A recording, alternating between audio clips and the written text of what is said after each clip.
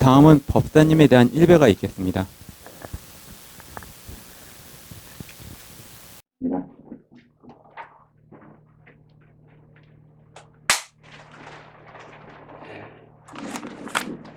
법문 들으시는 모든 분들이 재앙은 소멸하고 소원은 소주에서 부처님 전에 복 많이 지으시기를 바라옵니다. 오늘 말씀드릴 내용은 금강경 제9번입니다. 이 자리에서 또는 다른 자리에서 금강경을 말씀하신 기회를 여러 번 가졌습니다. 그리고 책도 금강경에는 책도 몇 번 쓴 적이 있었습니다. 그런데 이렇게 말씀을 드릴 때마다 또 책을 쓸 때마다 참 내가 과연 이것을 할 수 있을까 하는 굉장히 두려움과 조심스러운 생각이 많이 들곤 합니다. 왜냐하면은 이거는 사실은 금강경 해설이나 이런 것들은 깨침이 상당히 지혜로운 게 아니면은 할 수 없는 것이라는 것을 이 말씀드릴 때 종종 느끼곤 합니다. 이것은 밝은 이 지혜로운 이의 경지를 풀어놓은 그런 가르침입니다. 극락세계를 펼쳐놓은 가르침입니다. 그래서 어리석고 괴로운 사람들로 하여 부처님께서 펴놓으신 극락세계의 맛을 보게 하시기 위해서 보시게 하고 그리고 그 세계로 들어가도록 써놓은 글이기 때문에 이게 보통 머리로서 이해가 잘 안 됩니다. 저는 이런 말씀을 드릴 때마다 종종 경전에 나오는데 밝은 이는 이것을 어떻게 해석을 하실까? 어떻게 하실까? 그 생각을 종종 합니다. 그러던 끝에 겨우겨우 알아지는 것을 제가 말씀드리는 것이지 마치 제가 대학에서 강의하듯이 제 전공을 제 아는 지식을 자랑하듯이 그런 식으로 할 수 없는 성질이라는 것을 너무나 잘 압니다. 그래서 이거 하나하나 할 때마다 저는 굉장히 고심을 많이 하는 편입니다. 오늘도 고심 끝에 조금 깨쳐진 것이 있으면 말씀드린다. 이렇게 말씀드리고자 합니다. 자, 우선 해석부터 좀 해보도록 하겠습니다. 수보리아 어의원하고 수보리아 어떻게 생각하는가. 그리고 이제 부처님의 말씀, 서가열의 말씀입니다. 수다원이라고 하는 성자가 있는 모양입니다. 수다원.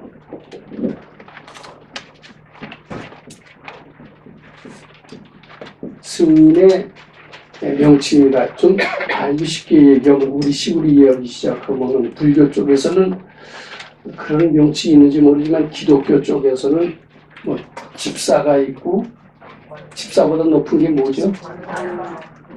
장로입니까? 네, 집사, 네, 장로, 뭐 그 뒤에 목사. 집사도 보통 사람 집사 안 시키죠.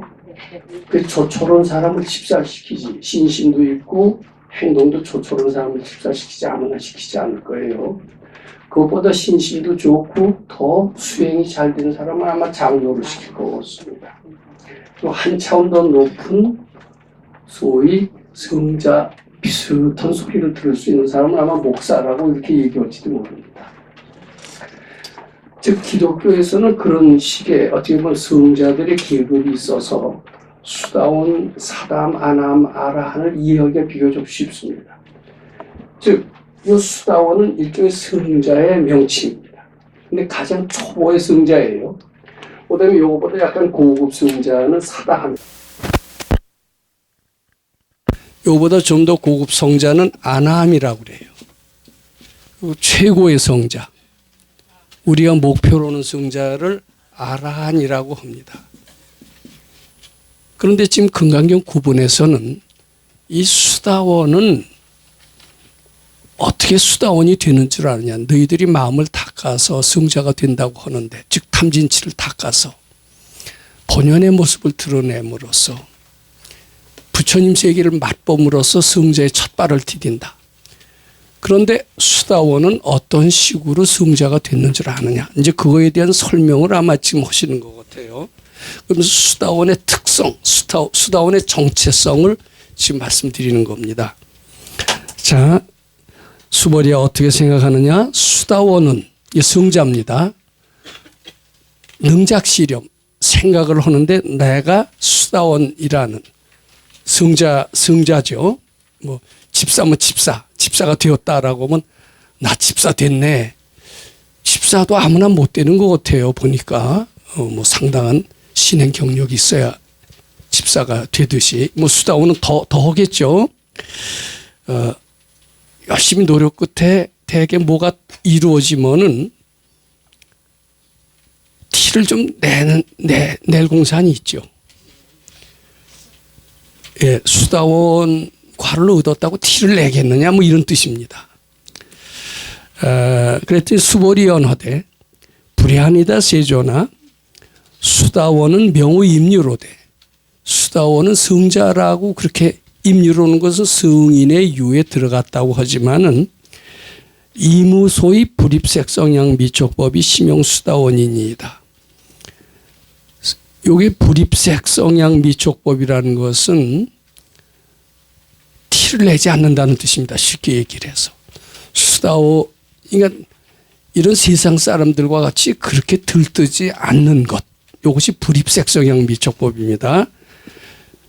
티 안 내고 세상 사람들과 같지 않기 때문에 그 이름이 수다원이지 보통 세상 사람들처럼 수다원가를 얻었다 이렇게 인정을 받았을 때 들뜨거나 티를 내는 이런 정도는 아닙니다. 이런 뜻입니다. 이게.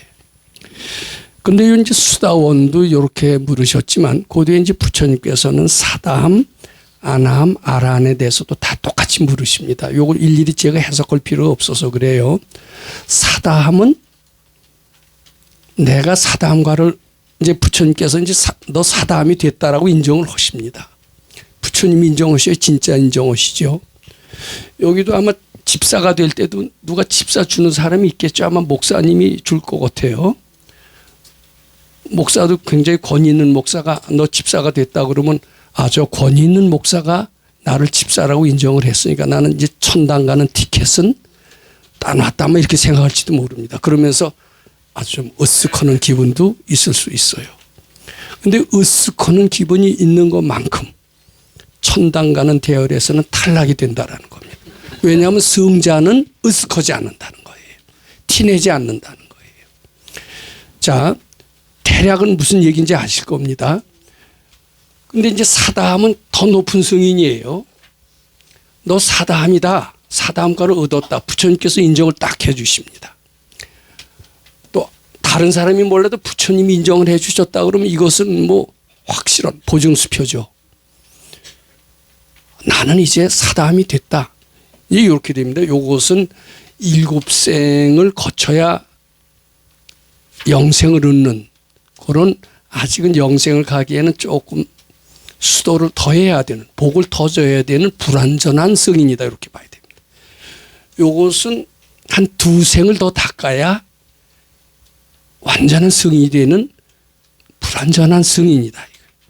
요거는 한 생만 닦으면은 다 성인이 되는 아주 성인에 가까운 성인이다. 이런 뜻이랍니다. 이것은 바로 성인이다라는 뜻이에요. 그런데 비록 요 일곱 생을 닦아야 이렇게 되지만은 부처님이 수다원이라고 인정을 했다라면은 일곱 생 후에는 영생을 사는 거니까. 우리 곁에도 큰 선물이고 축복이고 들뜰만 해요, 안 들뜰만 해요. 근데 들뜨지 않는다는 이야기입니다. 요것도 두 생 후에 성자가 될 정도로 거의 성자에 가깝습니다. 근데 그래도 들뜨지 않는다는 거예요. 그 정도로 복력이 커졌다고 할지 법력이 커졌다라고 할지 할 수가 있어요. 이건 한 생에 너는 내 생에는 바로 금생의 수도를 잘 한다면 내 생은 바로 성자가 될 것이다 할 정도로 승인에 아주 가깝습니다만은 그것을 딴 사람이 인정한 것도 아니고 부처님이 인정을 하셨다라면은 이제 세속식으로 세상식으로 표현하면은 기분도 좋고 들뜨기도 하고 자랑도 하고 싶어질 거예요. 근데 전혀 들뜨지도 않고 자랑도 안 한다라는 겁니다. 아라는 바로 승인이에요. 너는 이제 영생을 산다. 넌 고생 다 했다. 그동안 수고 많았다. 네 앞에는 다시는 고생이 없으리라. 자, 저 같으면 들뜨고 좋을 거예요. 이제는 나는 고생은 없고 영생만 있어. 세상식으로 하면 얼마나 기분이 좋겠습니까? 근데 이는 그러지 않는다는 거예요. 자, 저는 이런 사람들의 세계를 이해할 수가 없어요. 아니, 좀 뭐가 이루어지면은 티도 내고 자랑도 하고 이래야 인간답지. 어째서 저 사람들은 저렇게 성취를 하고 바라던 것을 성취를 하고 그랬음에도 불구하고 티를 내지 않을 수가 있을까? 저는 무주상보시를 이해할 수가 참 없었습니다. 뭐 지금도 잘 이해하지 못하는지 모릅니다. 무주상보시가 뭡니까? 베풀긴 베풀되 티내지 않고 베풀어라. 여기 무주상보시입니다. 티내지 않고 보시온다라는 것을 제 머릿속에서는 상상할 수가 없었어요. 어떻게 해야 티내지 않? 돈이 아깝지 않은 사람이 어디 있겠어요. 피땀 흘려서 번 돈을 누구한테 보시럽니다. 보시려면은 아마 살점이 떨어져 나가는 것과 같은 아픔을 느낄 겁니다. 부모님도 피땀 흘려서 번 돈을 자식을 위해서 아주 다 쏟습니다. 근데 그 자식이 그 부모의 뜻에 부응해서 부모의 은혜를 알고 그 이상의 효도를 한다라면 그 피땀 흘려서 번 돈에 대해서 보람을 느끼겠죠. 근데 그렇게 피땀 흘려서 준 그런 그 은혜를 모르고 불효하고 반역한다라면은 괜히 줬다 이 생각을 합니다. 괜히 줬다. 차라리 다른 데 자선 사업을 할 걸. 괜히 줬다라는 게 티내는 거예요. 티내지 않을 수 있습니까? 저는 그거 상상할 수가 없었어요. 근데 제가 이제 공부를 좀 해봤습니다. 이거 사실 무주상보시나 이런 거 제대로 해석할 수 있는 사람 저는 거의 없다라고 생각을 합니다. 근데 티내지 않을 수 있는 경지가 어떤 것인가를 저는 이제 짐작을 합니다. 어떤 경우에 티를 내고 어떤 경우에 티내지 않을 수 있는가 이것을 저는 해석할 수가 있을 정도는 됐습니다. 자, 보세요. 공부 학교 다닐 때 얘기로 돌아갑니다. 저희는 오랜 학생 생활을 했습니다. 학생 생활을 굉장히 길게 했습니다. 대학원도 했고요. 대학원만 한 게 아니에요. 수도에서 또 선생님으로부터 큰 선생님으로부터 학생 생활을 또 오랫동안 했습니다. 아직 학생 생활이 끝나지 않았는지도 모릅니다. 또 선생 생활도 오래 했어요. 학생이 뭐 하는 겁니까? 공부하는 겁니다. 근데 저는 공부를 즐겨오지 못했었어요. 수도하는 거건 뭐 학교 공부건. 하기는 해야 되는데 하기는 해야죠. 학교 다닐 때도 공부해야죠. 공부 안 하면 뭡니까? 사회 폐인이 됩니다. 하기는 해야 하는데 하기는 싫다. 싫지만 억지로는 안 할 수가 없죠. 하기 싫으면서 하는 것은 억지로 하는 게 돼요. 그 뒤에는 억지로가 됩니다. 그 다음에 이제 학교 공부도 그랬지만 수도도 보니까 수도하면은 잘 된대요. 무능한 사람이 능력 있는 사람도 되고 무지한 사람이 지혜로운 사람도 되고 고통 있는 사람은 고통을 버리고 행복해진대요. 탐진치를 닦아서 수도하면은 다 행복해지고 능력 있고 지혜로워진다. 바쳐야 잘 바쳐라. 우리 선생님이 이런 얘기를 합니다. 얼마나 좋습니까? 듣기만 해도 좋아요. 그래서 그 뒤에는 바치기는 바쳐야 되는데 근데 이게 즐겁게 받쳐줬으면 다행인데 즐겁게 안 받쳐지더라고요. 바치긴 바쳐야 되는데 이것도 싫어요. 왜 싫을까요? 이게 탐진치가 있어서 싫게 돼 있습니다. 탐진치는 바치는 걸 제일 싫어합니다. 마치 이 팔이나 뭐 이런 모기 같은 것이 뜨거운 불을 싫어하듯이 번뇌망상은 바치는 부처님 광명을 참 싫어해요. 근데 바쳐야 이런 세균들이 죽듯이 마치 불에 의해서 죽듯이 바치긴 바치는데 내 속의 업장이 바치기 싫어하는 겁니다. 그래서 억지로 바쳐요.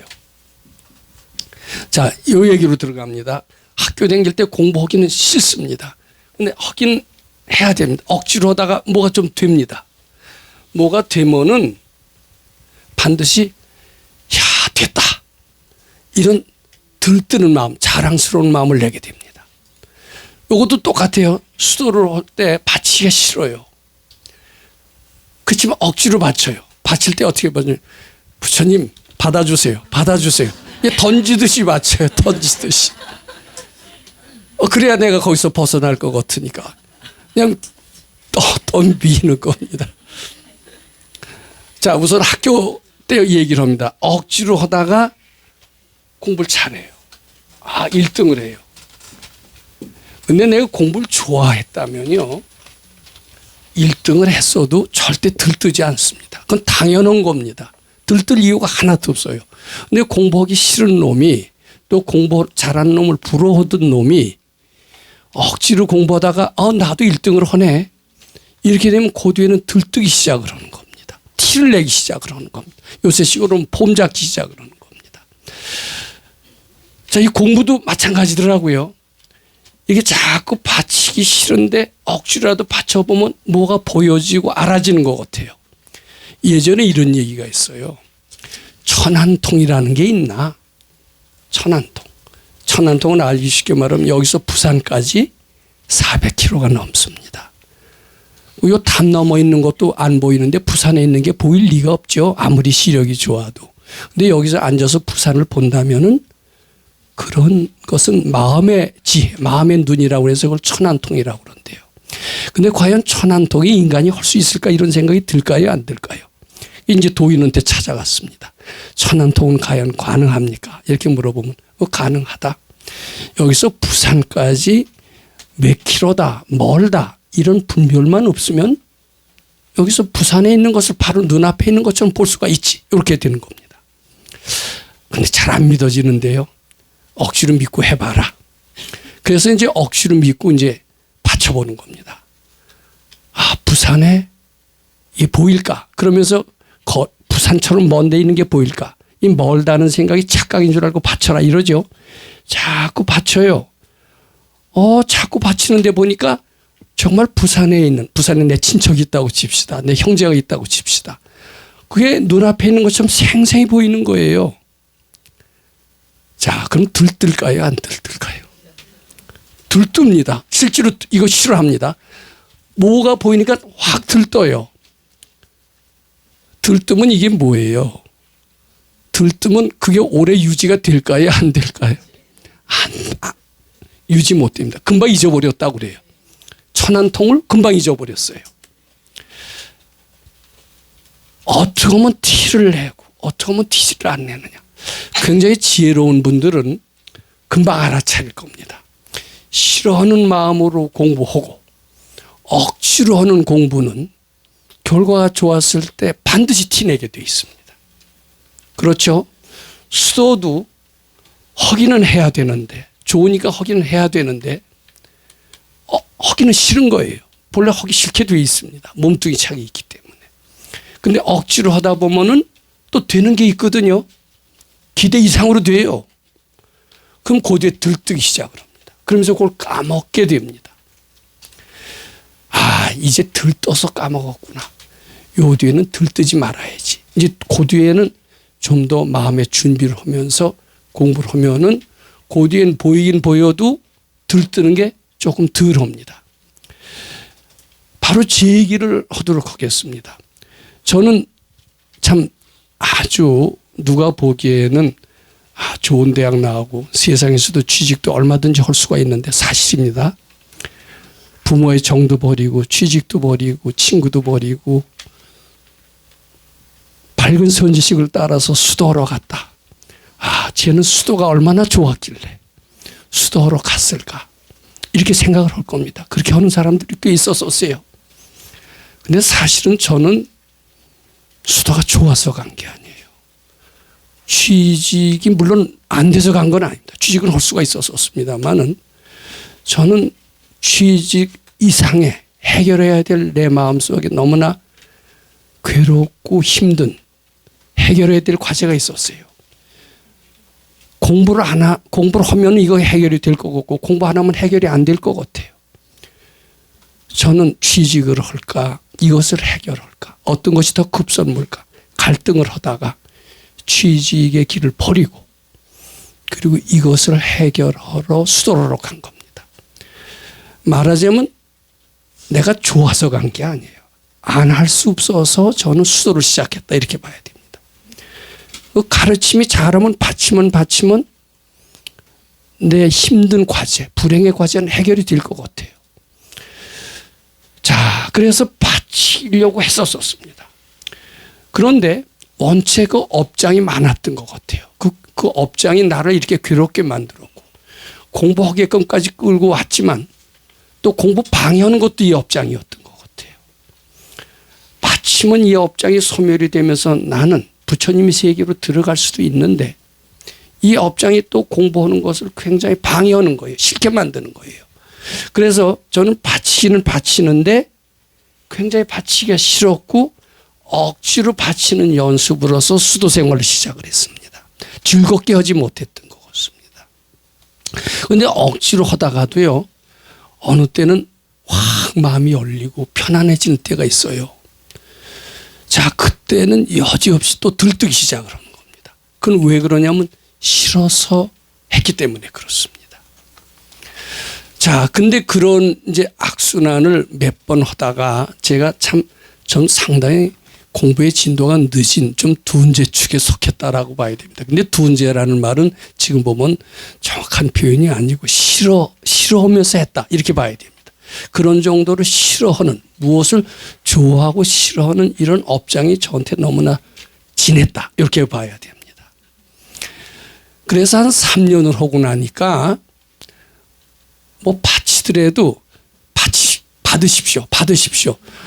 부처님한테 던집니다. 이런 식의 바치는 것이 좀 줄어들었어요. 그리고 뭐냐면 신심과 공경심으로 부처님 기쁘게 해드리길 바로 정말 말로만 하는 게 아니라 마음으로 그렇게 하는 게 됐습니다.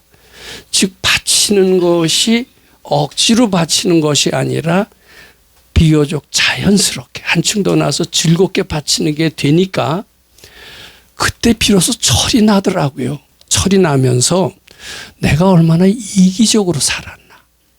무슨 일이 있으면은 부처님보다 나를 먼저로 얼마나 내가 많이 생각해 왔던 거.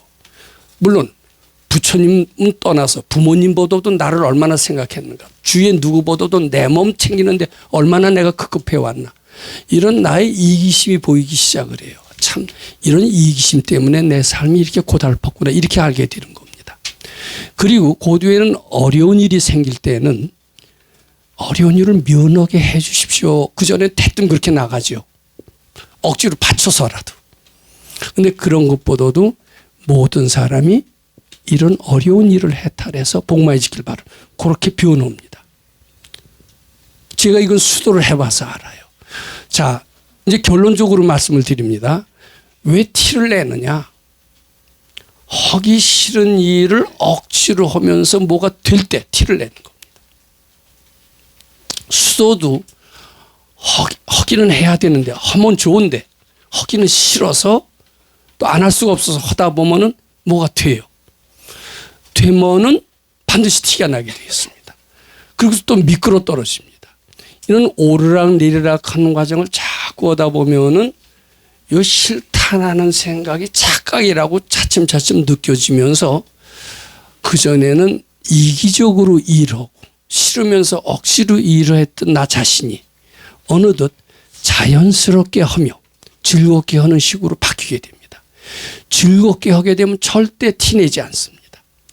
이게 즐겁게 하는 마음, 즉 싫은 마음을 해탈해서 즐거운 마음으로 바꾸게 된 게 말하자면 수다원이다. 이렇게 이해하시면 됩니다. 수다원 속 마음부터는 수다원이란 성자 이후부터는 마음속에 싫다, 좋다 요것에 왔다 갔다 하는 이런 분별이 그런 업장이 본래 없음을 알고 해탈하는 그런 사람이다. 그것을 명수다원이라 하느니라. 이렇게 이해하시면 됩니다. 그래서 이 사람은 티를 안 내기 시작을 합니다. 근데 이제 싫은 마음이 아주 없어지진 않아요. 수도를 하면 할수록 좋고 싫은 마음이 본래 착각이 없는 것을 알게 되면서 뭘 하되 즐거운 마음이 자꾸 생깁니다. 즐거운 마음이 생기면 환희심이 생기고 환희심이 생기면 지혜로 연결이 됩니다. 당연히 될 것이 되는 것이지 안 될 것이 돼야 티내죠. 폼 잡죠. 그런데 될 것이 된다라면 티내거나 폼 잡거나 들뜰 일이 없습니다. 그런데 우리는 중생 원체 싫어하면서 살았고 궁하면서 살았고 뭘 바라면서 살았기 때문에 뭐가 되기만 하면 들뜨고 티를 내고 폼을 잡고 이렇게 되고 그렇지 않은 세계를 전혀 상상조차 할 수가 없는 겁니다. 자, 부처님께서는 무엇 때문에 이 금강경 구분을 설으셨느냐. 너희들은 뭐가 잘 되면 티내고 폼 잡고 잘난 척하고 이런 세계만 있는 줄 아느냐. 그런 세계에서 사는 그런 삶이라는 것은 조금 성공을 했었다 하더라도 다시 내리막길로 떨어지게 되기가 아주 쉬운 삶이다. 왜 이렇게 오르락내리락 하면서 고달픈 삶을 사느냐. 티내지 않고 싫어하는 것이 본래 없다라는 것을 깨쳐서 항상 겸손하고 항상 모든 사람을 부처님처럼 볼 수 있는 이런 삶을 왜 안 사느냐. 그런 삶을 사는 길이 여기 있느니라. 이것을 일깨워 주시기 위해서 금강경 구분을 얘기하셨다라고 저는 이렇게 생각을 하는 겁니다. 그 뒤에 이제 이게 해석을 하나 좀 더 하고 싶어요. 그렇게 해서 마음속에서의 싫다는 귀신, 우리 마음속에는 싫다, 이제 이런 질문을 받는 수가 있습니다. 너 공복이 싫지? 이렇게 이제 질문하면은 저 공복이 싫습니다. 이렇게 얘기하는 사람도 있지만 저는 공복이 좋은 때도 꽤 있어요. 근데 특히 부모님이 자꾸 해라 그러면 더 싫어지네요. 이렇게 얘기하는 수가 있어요. 좀 가만히 있으면 좀 저절로 좋아할 텐데요. 근데 그 부모님이 허락을 해서 싫은 마음이 나는 게 아니라 본래 싫은 업장이 있습니다. 우리는. 싫은 업장이 이제 부모라고 하는 그런 업보를 통해서 드러나는 것 뿐이지 우리 속에는 본래 싫어하는 게 있어요. 근데 수도라는 게 뭐냐면은 이 본래 좋아하는 놈이 또 있습니다. 좋아하는 놈, 싫어하는 이런 업장이라는 게 우리 본래 있어요. 이것을 우리를 탐진치로 끌고 갑니다. 근데 이것이 본래 착각이 없는 줄을 깨닫게 되면서 내 마음속에서는 좋고 싫고가 없어지면은 티낼 것이 하나도 없습니다. 극락세계가 찾아와도 절대로 들뜨지 않습니다. 이건 당연한 것이다. 이렇게 여겨지게 됩니다. 자, 그러면 요걸 한번 보세요. 유인물을 한번 좀 봐주시기 바랍니다. 유인물 보시면은 불설 아등 무쟁 삼매 인중 최후의 제일이라 하시면 시 제일 이욕 아라한 아부 작시렴 아시 이욕 아라한 이랬습니다.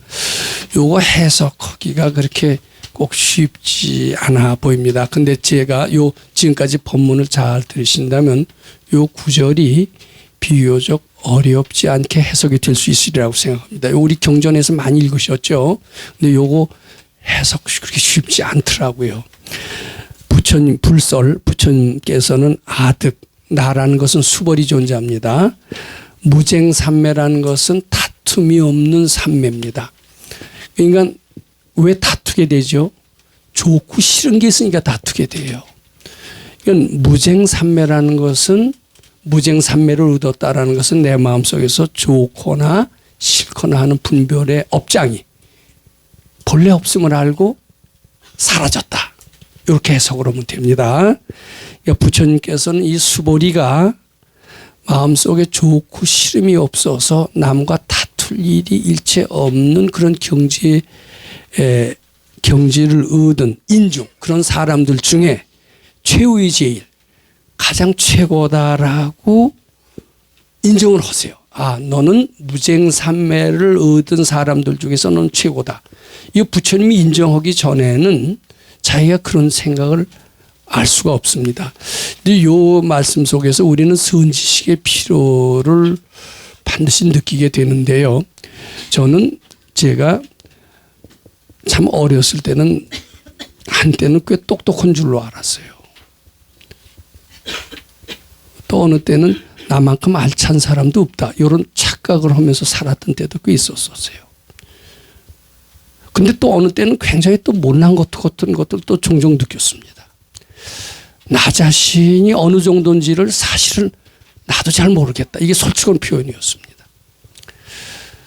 그 뒤로 제가 수도하러 들어갔습니다. 전 수도하면서 많은 것을 배웠습니다. 도인 밑에서 매일같이 법문 들어가면서 매일같이 올라온 생각을 바치면서 이렇게 쭉 얘기를 합니다. 근데 처음에는 바치고 바치는데도 안 됩니다. 똑같이 나오는데 이런 경우가 너무나 많았습니다.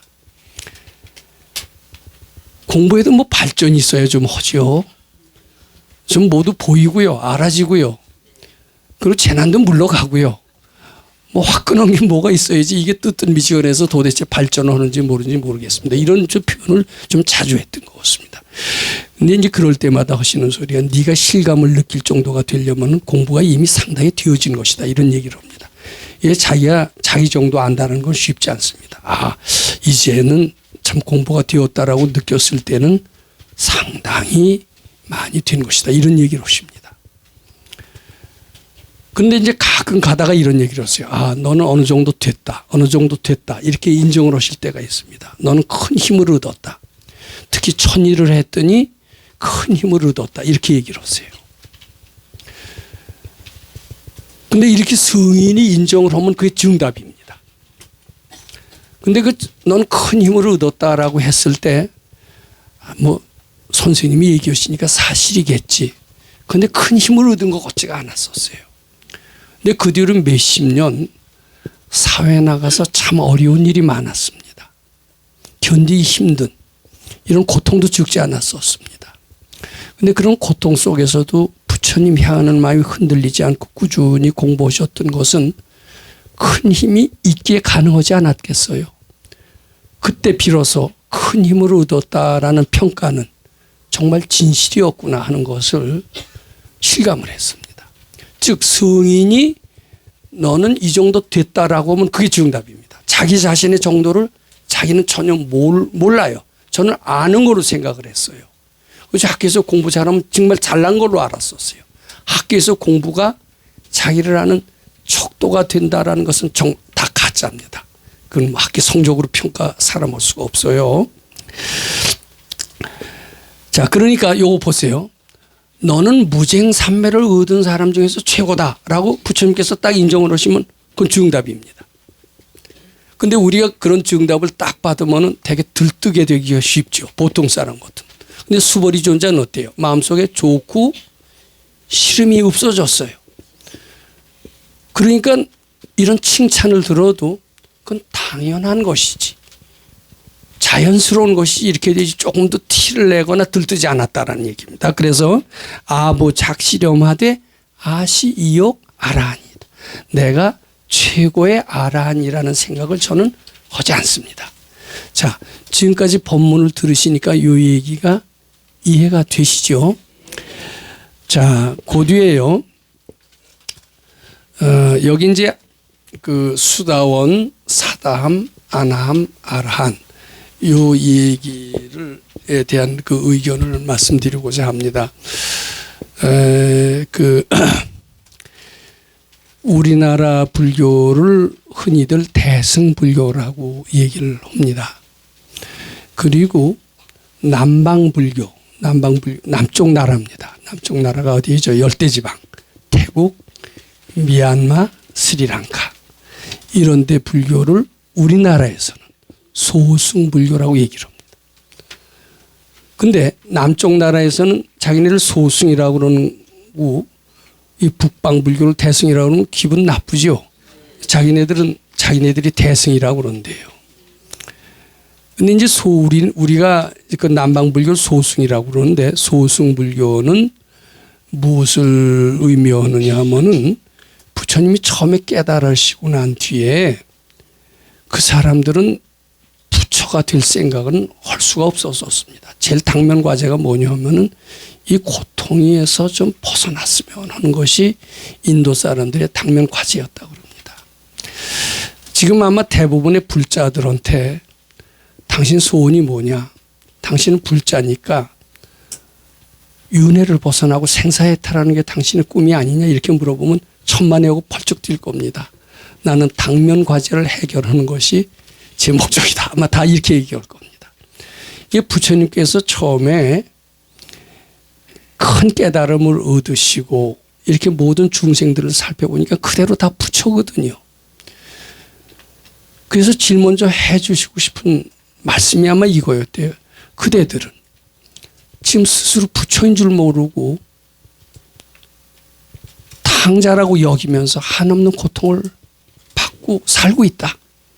그들은 결코 탕자가 아니다. 탕자라는 생각이 착각인 줄 알고 우리식으로 되면 부처님께 바쳐서 탕자라는 생각에서 벗어나라. 스스로 부처임을 깨닫고 부처님 세계에 들어갈지어다. 이런 얘기를 아마 제일 먼저 하시고 싶었을 거예요. 그런데 그때 인도 사람들 입장에서는요. 부처 소리 들어도 하나도 반가워하지 않아요. 자기 스스로 탕자라고도 생각을 안 해요. 난 탕자의 삶에서 벗어나서 부처의 세계에 들어가고 싶지도 않고 우선 당면 과정인 고통에서부터 좀 벗어난 길이 있으면 일러주시오 하는 것이 그때 사람들의 심경이었다고 그럽니다. 그래서 부처님 깨닫고 난 뒤에 이 금강경을 서로 시질 않았대요. 이 금강경이 뭐냐면은 그대들은 본래 부처와 같은 위대한 존재다. 그런데 탕자와 같이 스스로 열등하다고 생각을 하면서 그렇게 이름을 지으면서 하늘 양 없는 고통을 스스로 불러들이고 있다. 이 탕자라고 스스로 생각하는 이 열등의식이 착각인 줄 알고 부처님께 바쳐라. 그리고 거기서 벗어나라. 그리고 그대가 부처님과 똑같이 위대한 존재임을 깨달아라. 모든 탕자의 삶에서 벗어나서 극락세계로 들어와라. 여기 이제 금강경의 가르침인데 즉 바로 부처가 되는 길을 일러주는 것이 금강경의 가르침인데 처음에 깨닫자마자 이런 금강경의 가르침을 본격적으로 얘기하기에는 사람들이 너무나 어떻게 보면 정도가 좀 낮았다라고 봐야 됩니다. 나는 당면 과제가 중요하다. 먹고 사는 문제가 중요하다. 내 소원 성취가 중요하다. 이럴 수 있습니다. 저부터더라도 아마 그랬었을 것 같아요. 저는 금강경이 상당히 심취했고 스스로 생각하기에 기복불교는 하지 않는다고 생각했었고 그렇게 열심히 그런 긍지는 가지고 있었어요. 근데 알고 봤더니 제가 현실 문제에서 너무나 쫓기고 있었다는 것을 뒤늦게 많이 알게 됐습니다. 그래서 그건 누구나 지혜로운 사람은 당면 문제 해결부터 해줘야지 거창한 거 유도해서는 안 됩니다. 그래서 저는 지금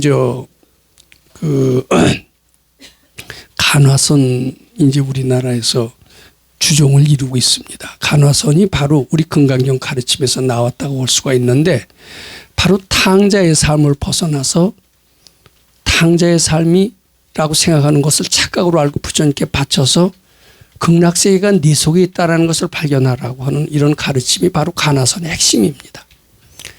그런데 간화선 수행을 하고 그러면 싫어해요. 나는 당면 문제, 소원성취가 더 급합니다. 그러니까 이 간화선 수행 가르치시는 분들도요. 조금 지혜를 발휘해서 당장 네가 부처다라고 얘기하기보다도 우리식으로 너 괴롭지. 그 생각을 일단 부처님께 바쳐. 착각인 줄 알고 바쳐. 그러면 그 고통이 없어지면서 부처님 광명이 임하면서 하나하나 생활이 나아질 거야. 이런 식으로 얘기하면 어떨까 싶어요. 자, 근데 그렇지 않고 네가 바로 부처다. 한거 동한거 몇 번 하면은 바로 딱 깨쳐서 1초 지기 멸해지. 바로 화두를 타합하면 바로 부처의 세계에 들어가랴. 이렇게 가르치고 있어요. 이게 지금 과연 현실적인 불교냐 저는 상당히 걱정스러워합니다.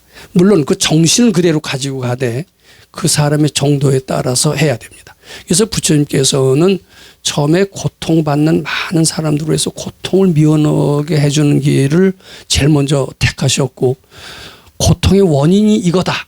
그리고 고통이 없어진 열반의 세계라는 것도 분명히 있다. 열반의 세계로 가는 길이 팔정도다. 이렇게 하면서 소위 사제법문을 고진멸도 사제법문을 제일 먼저 설명을 하셨던 겁니다. 그러면서 열반에 가는 길에는 4가지 승인의 단계를 밟아야 된다. 그것이 수다원이고 사다함이고 아나함이고 아란이다. 이런 단계를 밟아서 너희들은 영원히 고통이 없는 열반의 세계로 들어가리라. 이렇게 하면서 그 고통이 당면 과세로 하는 인도 사람들한테 스텝 바이 스텝으로 차츰차츰 해서 아란이 되게끔 유도를 하셨었어요. 근데 우리는 지금 사제법문, 즉 아한부 법문을 그대로 실천하는 그런 불자가 아닙니다. 한국은 대승불교입니다. 어떻게 보면 선불교를 하고 있습니다. 금강경 불교를 하고 있습니다. 근데 금강경 불교는 뭐냐 하면은 대뜸 부처님 세계로 들어가게 합니다. 그대들은 삶이 괴롭지. 근데 처음에 아한부 법문에서는 이 고통이 착각이고 본래 없음을 알고 바쳐라 이렇게 되질 않아요. 그 고통을 착각으로 알라고 그러지 않고 고통이 있다. 그 원인은 애욕이다. 이렇게 들어갑니다. 애욕을 버리는 길이 팔정도다. 팔정도를 수행하다 보면 애욕이 없어지는 세계가 발견이 될 것이고 이것이 열반이다. 이렇게 합니다. 그게 알아듣기가 쉽습니다. 근데 이제 정도가 꽤 커졌어요. 굉장히 커지고 이제 금강경 알아들을 때가 됐습니다. 그래서 이 금강경을요 대승시교라고 얘기합니다. 대승의 출발의 가르침이다. 대승 종교라는 것이 있어요. 최후의 가르침이다. 이것을 법화 열반부를 법화경 열반경을 대승 종교라고 얘기를 합니다. 그러면 사람들이 이래요. 법화경 열반경 이게 최고지. 대승을 처음에 시작하는 금강경은 초보 아니냐. 지금 불교학자들은 금강경을 초보로 아는 사람이 많이 있습니다. 그런데 이 금강경이 대승시교라는 말을 저는 부정하지 않습니다만 이 처음 속에 끝까지 다 있어요. 보니까 금강경 속에. 어떻게 보면 금강경만 하나 하면 다 한다. 이렇게 봐도 되는 겁니다. 자, 다시 요 정리를 합니다. 우리 이제 불교 역사를 조금 아는 게 좋거든요. 그래서 처음에 부처님이 깨달음을 얻으신 뒤에 바로 부처가 되는 길을 일러주고 싶고 그들이 착각에서만 벗어나게 하면은 즉 꿈 깨듯이 꿈 깨기만 하면 바로 부처님 세계로 들어가리라 이 얘기를 해주고 싶었지만은 그것을 알아듣기가 너무 힘들어할 것 같아서 그래 고통이라는 것은 있다. 고통의 원인은 애욕이다. 그리고 팔정도를 통해서 그 고통을 없애갈 수가 있다. 수다원, 사담, 아남, 아라한이다. 이 지금 남방불교에서 그대로 하고 있습니다. 위파사나 선이 바로 고통을 없애가는 팔정도를 수행하는 것이다. 이렇게 보시면 됩니다. 근데 바로 금강경에서는 착각이고 본래 없음을 알고 바쳐라로 갑니다. 그러면서 바로 부처님 광명을 받아들이게 합니다. 단계적으로 아나함, 아라한, 수다원, 사담, 아남, 아라한 이렇게 단계를 밟아서 밝아지느니라 하는 것은 처음에 답답했던 사람, 당면 과제가 고통인 사람, 고통의 해결이 주목적인 사람한테 알기 쉽게 설명한 것이고 이제 금강경 할 때가 되면은 수다원, 사담, 아남, 아라한 이 단계를 인정하지 않으세요. 그러니까 그 부정하는 뜻으로 금강경 구분을 말씀하셨다고 해도 됩니다. 그대들은 바로 그대 싫고 좋은 생각이 착각인 줄 알고 부처님께 바쳐라. 부처님의 광명이 이 말이라.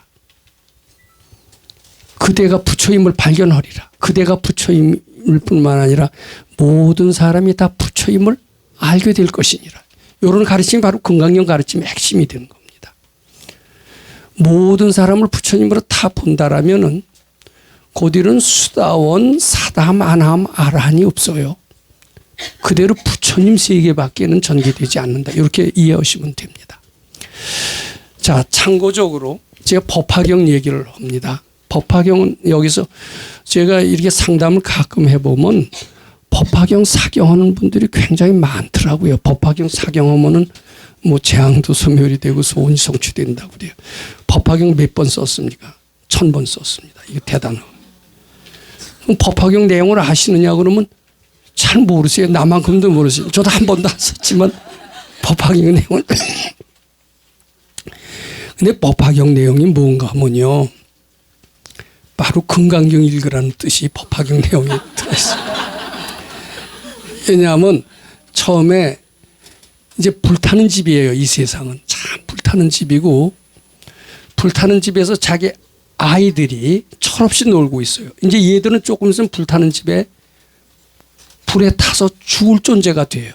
이게 부처님이 삼계무한 유여화택이다 이런 얘기를 합니다. 삼계는 다 불안하다. 불타는 집에서 너희들 살고 있다. 조금 있으면 죽는 거예요. 근데 걔들 끄집어내야 돼요. 근데 나오라 그래도 못 알아들어요. 그래서 걔들이 즐겨오는 장난감을 하나 주는 겁니다. 하나는 양의 수레, 사슴의 수레, 흰소 수레를 줍니다. 이게 기호에 따라서 양의 수레 좋아하는 사람은 양 수레 타라. 사슴의 수레 타는 사람은 사슴의 수레를 타라. 소의 수레를 타는 사람은 소의 수레를 타라. 일단 타게 해서 이제 살살 2차적으로 끌어 나오는 겁니다. 그럼 양의 수레가 뭐냐면 고통을 당면과제로 아는 사람입니다. 그 다음에 이제 사슴의 수레는 뭐 이론을 연구를 좋아하는 사람입니다. 소원성취를 하는 것을 목표로 하는 사람입니다. 그 다음에 이제 그 소의 수레는 이제 본래 우리 마음 닦는 것을 좋아하는 이제 그런 사람들이 있어요. 이제 그런 것을 뒤로 보내서 갖고 놀게 한 뒤에 바깥으로 끄집어냅니다. 다 바깥으로 끄집어낸 뒤에는 요 세 수레는 다 가짜다. 진짜 큰 수레를 타라. 흰소 수레를 타라. 그 1승이라고 그럽니다. 바로 수다원 사담 하나 마라한 이렇게 단계를 거쳐서 밝아진다고 생각하는데 그게 아니라 바로 부처님 세계로 들어와라. 흰소 수레를 타라. 근데 바로 부처님 세계로 들어와라고 하는 게 금강경에 있거든요. 그건 발근이가 그렇게 얘기를 하거든요. 이 법화경의 핵심은 어떻게 보면 바로 부처님 세계로 들어와라. 어떤 스텝 바이 스텝으로 거쳐서 하는 게 아니라 부처님께 바치고 본래 없는 줄 알고 바치면은 꿈 깨듯이 바로 부처님 세계로 들어간다. 그대들도 스스로 부처인 줄 알고 모든 사람을 부처님처럼 볼 수 있게 되느니라. 근데요. 요것이 이제 그 금강경의 핵심이고 제 법화경의 내용입니다. 요것을 알고 이건 물론 제 얘기가 아니라 우리 선생님께 들은 얘기고 저도 이제 법화경 잘하는 분들하고도 좀 대화를 해보면요. 저만큼도 잘 모르더라고요. 왜냐하면 저는 도인한테서 배웠기 때문에 외래 법화경의 핵심을 누구 못지않게 이해한다라고 스스로 생각을 합니다. 근데 우리 공부로서는요. 잘하면 모든 사람을 부처님처럼 볼 수가 있어요. 바로 우리 가르침 그대로 하면 됩니다. 즉 누구 근질근질하고 승 보고 싶죠. 또 승 보면 스트레스 풀리죠. 스트레스 풀리는 거 대신에 독이 2배로 돼서 돌아. 승 보고 싶을 때가 부처님 만날 때입니다.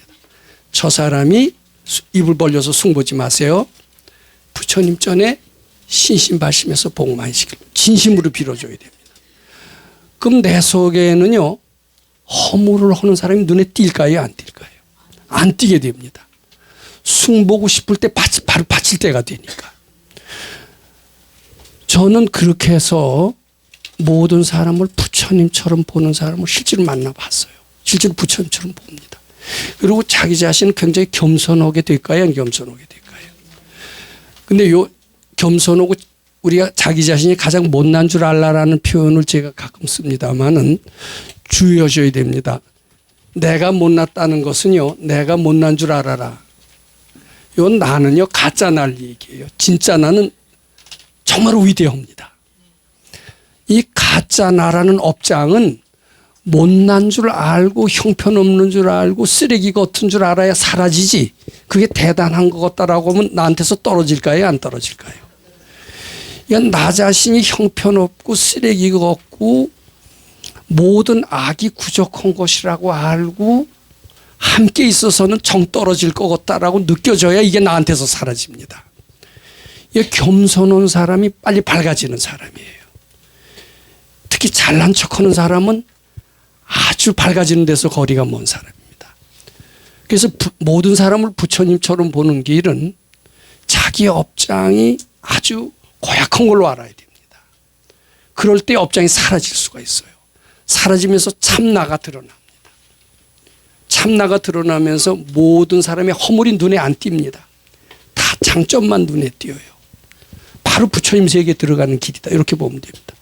그래서 우리 가르침대로 입이 근질근질해서 저는 이제 누구 근질근질해서 사람 승은 안 보는데 정치인들을 승 보는 거는 괜찮을 것 같아요.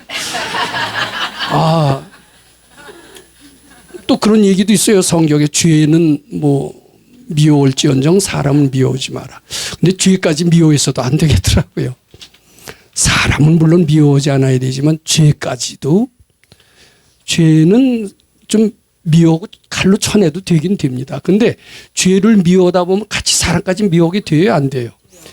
그러니까 죄까지도 미워하지 말고 죄는 착각이고 본래 없는 것으로 아는 게 더 좋습니다. 그래서 우리 가르침만 잘 하면은요, 바로 부처님 세계로 들어가는 것 같고 모든 사람은 부처님처럼 보는 것 같아요. 이게 정말 대승이고 최상승이다. 이렇게 이해하시면 됩니다. 그러면 삶이 참 행복합니다. 제가 참 지금 감기 때문에 오랫동안 고생을 하고 있는데 많이 잃어버리고 있어요. 뭘 잃어버렸느냐? 이렇게 감기 들 때 미륵전 잃어버려. 감기를 좀 놨으면 이랬어요. 많이 그랬어요. 근데 이제 그때 조금 철이 나면 어떻게 되냐면은 나처럼 감기로 고통받는 모든 사람들이, 이게 나보다도 모든 사람을 생각하게 됩니다. 이게 부처님 마음이거든요. 부처님 마음이면 또 감기가 바로 나은데요. 그래서 제가 그걸 많이 했더니 약으로 난 게 아니라 그 바람에 감기가 조금 나을 것도 같습니다. 자, 이게 좀 정리를 한번 해보도록 합니다.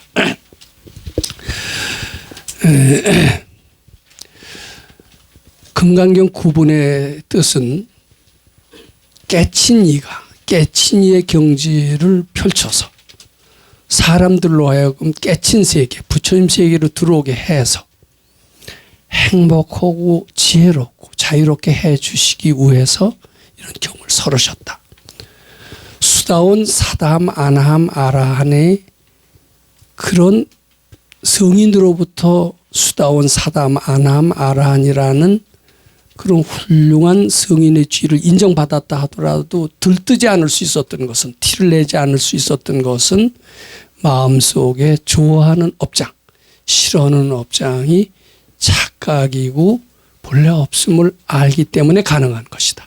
마음속에서 싫어하고 좋아하는 마음이 있는 한은 일을 하더라도 억지로 하게 되고 즐겁게 하지 않게 되고 성과가 있다면 반드시 티가 내게 된다. 이렇게 이해하시면 됩니다. 그리고 우리나라의 가르침은 대승의 가르침인데 바로 다른 단계를 거치지 않고 부처님 세계로 들어가는 그런 가르침이고 어떻게 보면 상당히 좀 빠른 가르침이다. 이렇게 얘기를 해도 됩니다. 저는 가끔 주말 출가 때 질의응답을 받으면서 다른 수행법으로 오랫동안 참 헤매시다가 이 가르침에 심취하셔서 짧은 시간에 놀랄 만한 그런 축복을 받으신 분들을 여러 번 봤어요. 근데 이 가르침이 바로 부처님 세계로 들어가게 하는 그런 가르침의 특성 때문이다. 대승의 가르침이다. 이런 특성 때문에 그런 축복에 어떻게 보면 영광을 얻는 것으로 이렇게 생각을 합니다. 이런 대승의 가르침의 입장에서 보면은 그 사람들한테 알맞게 설해 놓으신 수다온 사담 아남 아라한과 같은 이런 소수의 가르침과는 그런 가르침은 여기 적용되지 않느니라. 금강경 같은 대승의 가르침은 바로 부처님 세계만 보고 가는 그런 가르침이다. 이렇게 이해하시면 좋겠습니다. 감사합니다.